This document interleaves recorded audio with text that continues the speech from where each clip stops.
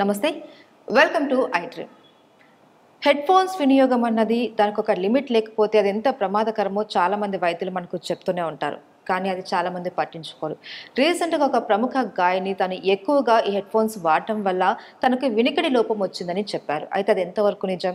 ఇది ఏమైనా బ్రెయిన్కి ఏమైనా ఎఫెక్ట్ ఉంటుందా? న్యూరలాజికల్ ప్రాబ్లం ఏమైనా ఉంటుందా? దీని గురించి అడిగి తెలుసుకునే ప్రయత్నం చేద్దాం. మనతో పాటు ఉన్నారు ప్రముఖ న్యూరో సర్జన్ డాక్టర్ రంగనాథన్ గారు. వారితో మాట్లాడి. నమస్తే సార్. నమస్తే సార్, మీరు వినే ఉంటారు, ప్రముఖ గాయని ఆవిడ అంటోంది, నేను హెడ్ ఫోన్స్ ఎక్కువగా వాడటం వల్ల నాకు 2 చెవులు వినికిడి లోపం వచ్చింది అని చెప్పేసి అంటున్నారు. హెడ్ ఫోన్స్ వల్ల నిజంగానే అంత వినికిడి లోపం వచ్చేంత ప్రమాదం ఉందా సార్? అంటే హెడ్ ఫోన్ వాడకం వల్ల కూడా వినికిడి లోపం రావడానికి ఆస్కారం ఉంది అని ఉన్నాయి శాస్త్రం ప్రకారం. అయితే ఏమైనా కానీ ఎవరికైనా సెలబ్రిటీకి వస్తేనే ఇలాంటి వ్యాధులు మళ్ళీ తెర మీదకి వస్తాయి. అవును. ఇప్పుడు ఇప్పటికి కూడా ఆయన ఎవర్ గ్రీన్ హీరో లాగే ఉన్నాడు. ఆయన ఒకప్పుడు ఆయన ఒక సినిమాకి షూటింగ్ అవుతున్నప్పుడు దెబ్బ తగలడం, తర్వాత ఆయనకు మైస్థీనియా గ్రావిస్ లాంటి వ్యాధి రావడం జరిగింది చాలా సంవత్సరాల క్రితం. అప్పుడు మైస్థీనియా అంటే మైస్థీనియా ప్రజల అవగాహన వచ్చింది. ఈ మధ్య కాలంలో ఒక సెలబ్రిటీ హీరోయిన్ డర్మటోమైసైటిస్ వ్యాధి వచ్చిందని దాని గురించి కూడా ప్రజల్లో మళ్ళీ అవగాహన వచ్చింది. ఒక ప్రఖ్యాత విలన్ ప్రస్తుతానికి చాలా ఫైల్లో ఉన్నాడు. ADHD, attention deficit hyper activity syndrome అన్నది నాకు చిన్నప్పటి నుంచే ఉంది. అన్నప్పుడు కొన్ని పేర్లు కూడా మనం చెప్పుకోవడం, మనం కూడా దాని మీద వీడియో చేయడం జరిగింది. ఇప్పుడు కూడా ఇలాంటిదే. ఇప్పుడు మీరు చెప్పిన గాయని వారు ఒక ఇచ్చిన సమాచారం ప్రకారం ఒక 72 గంటలు అంటే 3 రోజుల వ్యవధిలోనే ముందు ఒక చెవికి రావడం, వినికిడి తక్కువైపోవడం, పూర్తిగా వినికిడి తక్కువైపోవడం, తర్వాత ఇంకో చెవికి వినికిడి తక్కువైంది అని వారు చెప్పారు. దీనిని సెన్సరీ న్యూరల్ డెఫ్నెస్గా అభివర్ణించారు. సెన్సరీ న్యూరల్ డెఫ్నెస్ అంటే ఈ చెవు లోపల ఉండే నరం 8వ నంబర్ నరం వెస్టిబులర్ కాక్లియర్ నర్వ్ అని ఉంటుంది. ఆ నరం ఏంటి, భగవంతుడు ఒక పనితనం ప్రతి నరానికి ఇచ్చాడు. మళ్ళీ మన అందరం నెమరు వేసుకోవడానికి బ్రెయిన్ లోపల 12 జత నరాలు ఉంటాయి. కుడి పక్కన 12, ఎడం పక్కన 12. ఈ వెస్టిబులర్ కాక్లియర్ నర్వ్ అంటే 8వ నంబర్ నరం. ఇప్పుడు మనం మాట్లాడుతున్న ఈ సెన్సరీ న్యూరల్ డెఫ్నెస్ అన్నది 8వ నరానికి సంబంధించి. దానికి ఒక పనితనం ఇచ్చాడు ఆయన దేవుడు. అంటే ఏమిటి, సౌండ్, తరువాత బ్యాలెన్స్, ఇవన్నిటినీ చెవు ఏదైతే 3 భాగాలు ఉంటాయి, అవుటర్ ఇయర్, మధ్య చెవి, లోపల చెవి, ఇన్నర్ ఇయర్, అక్కడ నుంచి మెదడుకు చేరవేసేటువంటి ప్రక్రియ ఈ నరానికి ఇచ్చాడు ఆయన. ఇప్పుడు అందులోనే తేడా వచ్చింది అనుకోండి, ఎంత ఇబ్బంది. సో వారు చెప్పింది ఏంటంటే నా 2 చెవులు వినికిడి లేదు అని. దానికి మనం కొంత లోపలికి దాని తాలూకా సమాచారం చూస్తే ఏం చెప్తుందంటే శాస్త్రం, వినికిడి అన్నది ఒక చెవు తగ్గి 2 చెవులకు రావడం చాలా అరుదు. అసలు చాలా ఎక్కువ మంది ఒక చెవులోనే ఉంటుంది. వారికైతే 2 చెవుల్లో వచ్చింది. వచ్చిన కారణం కూడా 72 గంటల్లోనే వచ్చేసింది. అలాంటప్పుడు ఫోన్ల వల్ల ఇంకేదన్నా ప్రాబ్లమా అన్నది మనం వారికి తీసుకున్నటువంటి పరీక్షలు కానీ దాని వివరాలు మన దగ్గర అయితే లేవు. శాస్త్రం ప్రకారం ఏం చెప్తుందంటే దానికి కొన్ని కారణాలు ఉన్నాయి.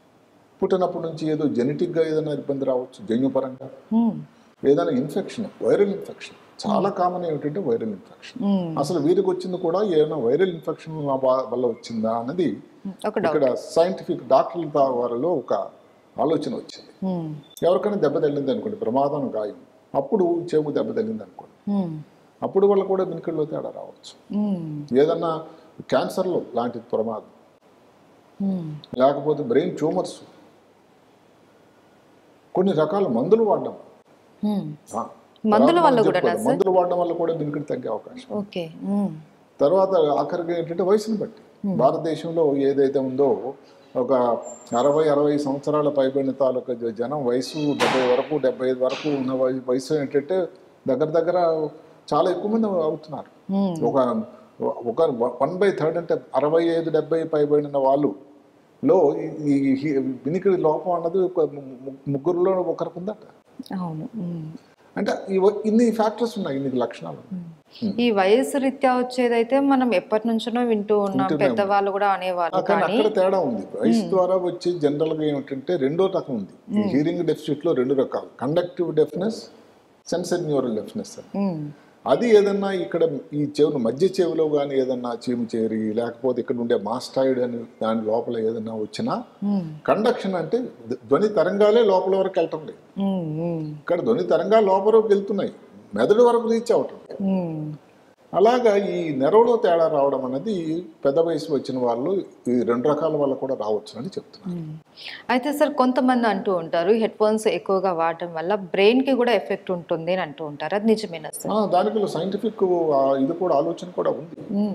అది హెడ్ ఫోన్స్ ఈ కాలంలో ఏమిటంటే అసలు చిన్నపిల్లలు యువతలో ఏమిటంటే ఎప్పుడు కూడా హెడ్ ఫోన్స్ తోనే పడుకోవడం నిద్రించడం కూడా దాంతోనే. అవును. ఆ తర్వాత ఇంకెవరైనా ఆ పబ్బులు అలాంటివి సందర్శించే అదృష్టం నాకు ఎప్పుడు కలగలేదు, కానీ అక్కడికి వెళ్ళి వాళ్ళు చెప్పడం ఏంటంటే విపరీతం రణ గుణధ్వని. అక్కడ డెసిబుల్స్ అంటే సౌండ్ తాలూకా దృష్టిని దానికి ఎంత ఉంది చెప్పేటువంటి ఒక గమనిక డెసిబుల్. లౌడ్నెస్ ఆఫ్ సౌండ్ అంటే సౌండ్ తాలూకా ఎంత ఎక్కువగా ఉంది అని చెప్పేదాన్ని డెసిబుల్స్ అంటాం. ఒక చిన్న మాట, నార్మల్గా మన వినికిడి ఏంటంటే 60 నుంచి 65 డెసిబుల్స్. గట్టిగా మాట్లాడుతూ ఉంటే డెసిబుల్ చాలా ఎక్కువ డెసిబుల్ పెరిగింది అంటాం. ఇప్పుడు అలాంటిది 65 లోపల డెసిబుల్ అనుకోండి, కొంచెం తక్కువ వినపడుతుంది, కొంచెం డిస్కంఫర్ట్ ఉంటుంది వినే వాళ్ళకి. ఏంటి వినపడడం లేదు, సౌండ్ పెంచమంటారు. 80 పైన అయిందనుకోండి ప్రమాదం. ఈ ప్రమాదం అనేది లౌడ్ ఏదైతే ఉందో హెడ్ ఫోన్స్ కానీ ఈ లౌడ్ నాయిస్ ఇది మ్యూజిక్ కానీ దానివల్ల వచ్చేటువంటి చెవులు గింగురని ఒకసారి వినపడదు. ఒకసారి అంత లౌడ్ ఏదైనా మా ఊళ్ళో మ్యారేజ్లు గట్ట అవుతున్నప్పుడు మైక్ పెడతారు. ఆ మైక్ దగ్గరలో ఉండేటైతే చెవులంతలో కొన్ని నిమిషాల పాటు లిప్తకాలం అసలు వినికిడి లేదు, ఆగిపోయినట్టు మరి కొంతసేపులో సెటిల్ అయిపోతుంది.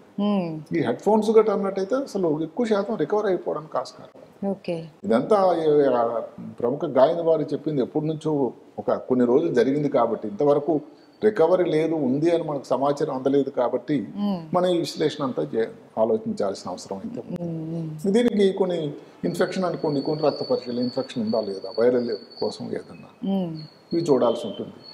బ్రెయిన్ లోపల ఇంకేదన్నా ఫస్ట్ ముఖ్యమైనది ఏంటంటే ఎంఆర్ఐ లాంటి టెస్ట్ చేయాలి. ఎంఆర్ఐ కూడా 2 రకాలు ఉంటుంది, కాంట్రాస్ట్ వితౌట్ కాంట్రాస్ట్. ఎందుకంటే కాంట్రాస్ట్ కానీ లేకపోతే ఏదో బ్రెయిన్లో ట్యూమర్ లాంటివి మిస్ అయిపోవడానికి ఆస్కారం. ఆడియోమెట్రీ అని ఒక టెస్ట్ ఉంది, ఏది చెవులో వెనుకడి కోసం ఉపయోగపడే టెస్ట్, అలాంటి చేయాల్సి ఉంటుంది. ఇంకా కొంచెం సొఫిస్టికేటెడ్ టెస్ట్ ఏది బ్రెయిన్ స్టెమ్ ఆడిటరీ పొటెన్షియల్స్ అని వచ్చింది, ఇలాంటి టెస్టులు చేయొచ్చు. ఏదైతేనేమి ఇది ఒక నిజ నిర్ధారణ చేయాలి ఎంత తగ్గింది అని, ఎంతవరకు తగ్గింది అని చెప్పడానికి నిజంగా నీకు తక్కువ ఉందా లేదా, లేకపోతే కొంతమంది మెలింగరింగ్ అంటారు, అంటే ఊరికే నాకు తగ్గి వినబట్టం లేదు అన్నారు అనుకోండి, అప్పుడు మన దగ్గర ఆధారం ఏంటి, వాళ్ళకి టెస్ట్లన్నీ చేసి లేదు నార్మల్ గా ఉన్నాయని చేయాలి. అంటే నార్మల్ గా ఇందాక మనం ఏదైతే చెప్పుకున్నాం 60 నుంచి 65 డెసిబుల్స్, అలాంటి 30 డెసిబుల్స్ అయిపోయింది అనుకోండి, అది కూడా 3 సార్లు టెస్ట్ చేస్తే 3 సార్లు కూడా కానీ 30 డెసిబుల్సే కాదు వినికిడి వినిపిస్తూ ఉంటే నిజంగానే వాళ్ళకి వినికిడిలో లోపం వచ్చింది అని చెప్పాలి. ఓకే సార్, మీరు అన్నట్లు ఇది మామూలుగా హెడ్ ఫోన్స్ వల్ల వస్తే దాన్ని మళ్ళీ రికవరీ చేయడానికి ఆస్కారం ఉంది అని అనేసి అన్నారు. ఒకవేళ వైరస్ వల్ల ఇలాంటి వినికిడి లోపం వస్తే దానికి దానికి ఎక్కువ శాతం అంటే ఎక్కువ స్టెరాయిడ్స్ ఇస్తున్నారు. స్టెరాయిడ్ వల్ల చాలా చాలా మంచి ఫలితాలు ఉంటాయి అని, అది కూడా ఎంత ఇమీడియట్ గా అయితే అంత ఇమీడియట్ గా స్టార్ట్ చేయాలి. ఈ వైరల్ అనేది ఇప్పుడు ఏదో కోవిడ్ లాగో లేకపోతే ఒక పర్టికులర్ ఈ వైరస్ అని మన దగ్గర ఆధారాలు ఇంకా లేవు కాబట్టి ఏ వైరస్ మనం మందు ఇవ్వగలం, ప్రస్తుతానికి దాని గురించి ఇంకా పక్కాగా సమాచారం లేదు. మనకు తెలిసిందల్లా స్టెరాయిడ్ అనేది చాలా చాలా ఉపయోగకరమని. ఇంకొక నైట్రైట్ మెగ్లోమైన్ అని ఒక మందు వచ్చింది, అదేంటి యాంజియోగ్రామ్ చేయడానికి ఉపయోగపడేటువంటి ఒక మందు, దానివల్ల చాలా ఉపయోగం ఉంటుందట. అది మరి ఎంతమందిలో వాడుతున్నారో అది చూడాల్సి ఉంటుంది. కానీ స్టెరాయిడ్ మాత్రం 100% దానివల్ల చాలా చాలా మంచి ఫలితాలు ఉంటాయి, చాలా ఉపయోగం ఉంటుందని కూడా అందరూ చెప్తున్నారు. అయితే ఉపయోగాలు ఉన్నప్పటికీ అది డాక్టర్ పర్యవేక్షణలో మాత్రమే తీసుకోవాలి. అదే కాకుండా ఇప్పుడు బ్రెయిన్ లో ట్యూమరే వచ్చింది అనుకోండి ఎంఆర్ఐలో, దానికి మరి వైద్య విధానం వేరే ఉంటుంది, అందుకనే పరీక్షలు చేయాలి. అది తేల్చక ముందు ఏం లేదు ఉందని మనం చెప్పడానికి మన దగ్గర అది పద్ధతి కాదు. అది ట్యూమరే ఉందనుకోండి, దానిలో అంటే 8వ నంబర్కు సంబంధించిన నరం సంబంధించిన ట్యూమర్ శ్వానోమా అంటాం, అకోస్టిక్ న్యూరోమా అంటాం.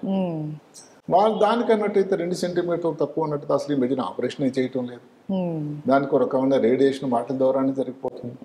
2 సెంటీమీటర్ల కంటే పెద్దది ఉండి బ్రెయిన్లో కానీ ఏదైతే నీరు కానీ ఇలాంటి హైడ్రోకెఫలస్ అంటాం వచ్చినట్టయితే దానికి మరి శస్త్రచికిత్స ఆపరేషన్ చేయాల్సిన అవసరం కూడా ఉంటుంది.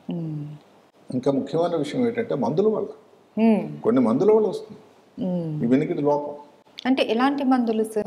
ఒకటి ఇప్పుడు మాటకి మలేరియా వచ్చింది, మలేరియా కోసం ఇచ్చినట్టు మందు క్లోరోక్విన్. దాని అంతకుముందు పాత మందు ఆ పేరు క్వినిన్. ఈ క్వినిన్ క్లోరోక్విన్ వల్ల వినికిడి తగ్గిపోతుంది.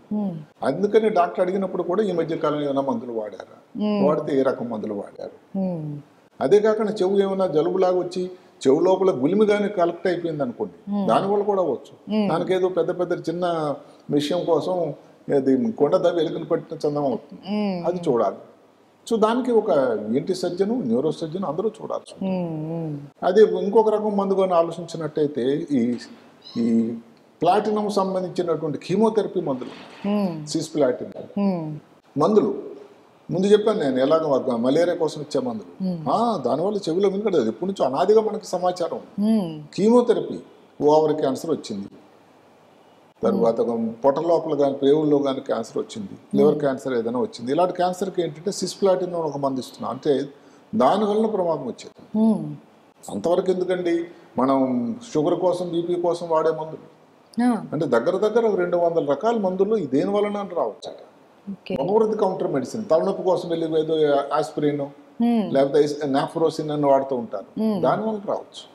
అయితే సార్ ఈ మెడిసిన్స్ వల్ల వచ్చే వినికిడి లోపాన్ని మనం తగ్గించుకోవడానికి ఉందా సార్? అంటే దానికి ఏంటంటే మనం ఫస్ట్ హిస్టరీ అంటాం, ఏంటి మందులు ఈ మధ్యన వాడారా, సరే వాడారు, అదే కాకుండా ఎంఆర్ఐ చేసాం నార్మల్ ఉంది, వైరల్ తాలూకు ఏదో అతను ఎక్స్పోజ్ అయినట్టు మనకు బ్లడ్ టెస్ట్లు అన్ని కూడా నెగిటివ్ ఉన్నాయి, అప్పుడు మనం మందుల గురించి ఆలోచించాలి. దానికి వైద్యం ఏంటంటే ఫస్ట్ ఆ మందును స్టాప్ చేయాలి, అది బంద్ చేసిన తర్వాత నెమ్మదిగా రికవర్ అవడానికి ఆస్కారం. ఇక్కడ ఏంటంటే దాన్ని ఇంగ్లీష్ లో చెప్పినట్టుగా కాజ్ అండ్ ఎఫెక్ట్ అంటుంది, దేని వలనైతే వచ్చిందో దాన్ని ట్రీట్ చేయాలి. ఉదాహరణకి వైరల్ ఇన్ఫెక్షన్ వచ్చింది, స్టెరాయిడ్ ఇవ్వాలి, లేదు ఇందాక చెప్పిన మెగ్లమేట్ అని కూడా ఇవ్వాలి, లేదు అంటే మందులు కానీ ఉన్నట్టు మందులు ఆపేయాలి. అలా ఏ కారణం వల్ల వచ్చింది, హెడ్ ఫోన్స్ అనుకోండి, వాళ్ళకి మనం కౌన్సిలింగ్ చేయాలి, ఇంత సౌండ్ గా వినకూడదు అని.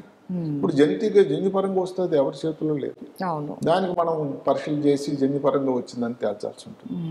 ఏదైతే నేను ఒక అదృష్టం ఏమిటంటే ఈ సెన్సరీ న్యూరల్ డెఫిషియన్సీలో రికవరీ అనేది చాలా ఎక్కువ ఉంటుంది, బాగుంటుంది. అయితే అంతవరకు ఇబ్బందికరంగా ఉంటుంది. అసలు ప్రపంచం అంతా కూడా శ్రవణానందం అంటారు, చెవులేకే కానీ వినికిడి లేకపోతే ప్రపంచం అంతా కనబడుతుంది, దాన్ని ఎంజాయ్ చేయడానికి మ్యూజిక్ వినలేరు, ఒక మాటలు వినలేరు, పక్క శ్రీమతి చెప్పిన మాటలు వినలేరు, ఎంత ఇబ్బంది అండి. అందువల్ల ఏంటంటే అది ఇబ్బంది అన్నది ఇబ్బంది, కానీ ప్రమాదకరం అన్నది అంటే ఈ టెస్టులు కానీ అన్ని కూడా నెగిటివ్ గానీ వచ్చినట్టయితే శాతం తక్కువ. అది ఎక్కువ కారణం అసలు ఏ కారణం వస్తుందో తెలియట్లా, ఎక్కువ మందికి ఇడియోపతిక్ అంట ఇంగ్లీష్ లో, అంటే ఏ కారణమో తెలియదు. ఆ తర్వాతే ఈ వైరల్ దెబ్బ తగలడం లేకపోతే యాక్సిడెంట్, ఇవి కొన్ని ఈఎన్టీ రకం సర్జరీలు కూడా వచ్చాయి. అంటే ఈ చెవు లోపల ఎండోలింఫ్ అని ఒక ద్రవ పదార్థం ఉంటుంది, ఏదన్నా కానీ కారణం వల్ల కానీ ఆ ద్రవ పదార్థం పెరిగినా కూడా దానికోసం ఏవో చిన్న ఫిస్టులా అని తయారు చేయటం అవన్నీ చేస్తున్నారు, దానివల్ల కూడా కొంత బాగా ఇంప్రూవ్ అవ్వడానికి ఆస్కారం. అదే కాకుండా దానికి ఎందుకు వచ్చింది కారణం వెతికి అంత ద్రవ పదార్థం ఎండోలింఫ్ అనేది ఎందుకు పెరిగిందో దానికి మందులు ఏదన్నా ఇవ్వచ్చు. ఇంకా మందుల్లో ఈ డైయూరిటిక్స్, మూత్రం ఎక్కువ అవడానికి, ఇప్పుడు గుండెకి ఏదో హార్ట్ ఫెయిల్యూర్ అయింది లేకపోతే బ్రెయిన్ లో వాటర్ చేరింది, అలా టైంలో మేము ఈ డైయూరిటిక్స్ అని ఇస్తాం, అంటే చాలా మూత్రం పోతుంది, దానివల్ల కూడా కొంచెం వినికిడిలో తేడా రావచ్చు. అందువల్ల ఫస్ట్ థింగ్స్ ఫస్ట్ అని ఉన్నాయి, మనం ఏదో పెద్ద డయాగ్నోసిస్కి వెళ్ళకుండా ఏ కారణం అన్నది చూసి దాన్ని అలాగ వైద్యం చేయాల్సి ఉంటుంది, డెఫినేషన్ డయాగ్నోసిస్ అని ఉంటుంది.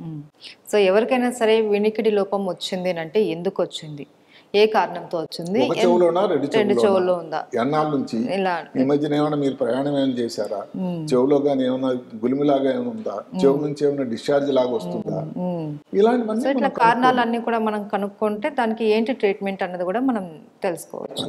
Okay, thank you so much sir. నమస్కారం.